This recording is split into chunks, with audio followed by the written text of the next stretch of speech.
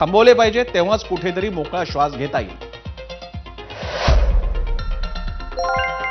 फेसबुकवरती आणखी एक कमेंट आहे. गिरीश विजय सावंत लिहितात, अमराठी परप्रांतीयांवर कायदेशीर निर्बंध आवश्यक आहेत. मराठी महाराष्ट्राच्या सर्व समस्यांचं मूळ राज्यात वाढलेली आणि वाढत असलेली बेसुमार अमराठी परप्रांतीय लोकसंख्या. हा विषय आतापर्यंत दबल्या आवाजात बोलला जात होता, कारण लोकांना वाटायचं की ही संकुचित मनोवृत्ती आहे, पण लोक आता खुल्यापणाने बोलू लागले. आणि यानंतर आपण जाणार आहोत आपल्या गेस्ट सेंटरवरती, जिथे आपल्यासोबत मान्यवर आहेत, ज्यांच्याशी आपण या विषयावर बोलणार आहोत. आपल्यासोबत असतील अविनाश जाधव, मनसेचे नेते, रफिक शेख, मुंब्रा प्रवासी संघाचे ते सदस्य आहेत, कारण तिथेच ही घटना घडली, आपल्याला कल्पना आहे. सुधांशू मणी, जे वंदे भारतचे सगळ्या वंदे भारत जी प्रसिद्ध एक्सप्रेस आहे त्याच्या निर्माण करणाऱ्या यंत्रणेपैकी आहेत.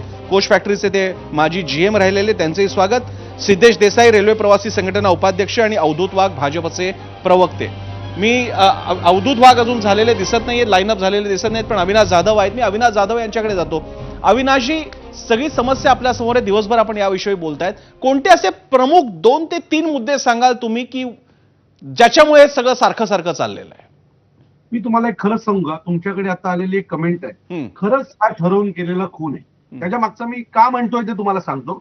कारण कुणाल चक्रवर्ती नावाचा आमचा एक महाराष्ट्र सैनिक आहे टिटवाळ्याचा, त्याने 3 महिन्यापूर्वी या जागेत अशी काही घटना घडू शकते म्हणून रेल्वे प्रशासनाला पत्र लिहिलं होतं. रेल्वे प्रशासनाकडे तो सतत या गोष्टीचा पाठपुरावा करत होता, पण त्याला कुठल्याही प्रकारची दाद दिली नाही. आणि त्याच्याबरोबर 4 मुलं या सगळ्या गोष्टीचा पाठपुरावा करत होती, त्यातलाच एक मुलगा ट्रेन मधनं पडला आणि त्याचा पाय त्याला गमवावा लागला.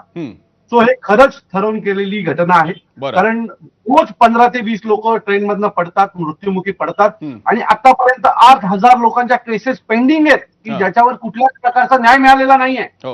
आणि तरी सुद्धा जर रेल्वेला एवढी गर्दी होणार असेल, आपण समजून घेतलं पाहिजे की 2000 मध्ये, इसवी सन 2000 सालामध्ये आपल्याकडे ठाणा स्टेशनला 2-2.5 लाख लोक यायची.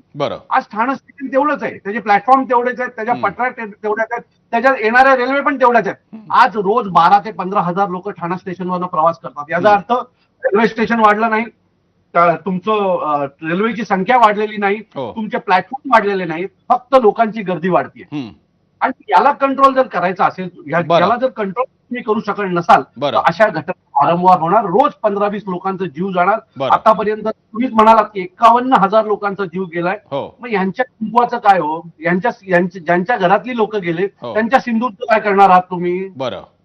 माझं मत आहे, तुम्ही एवढी मोठी जी बुलेट ट्रेन आणताय ना, त्याच्यापेक्षा आम्हाला मुंबईला एक उत्तम सुविधा द्या, चांगले रेल्वे स्टेशन द्या.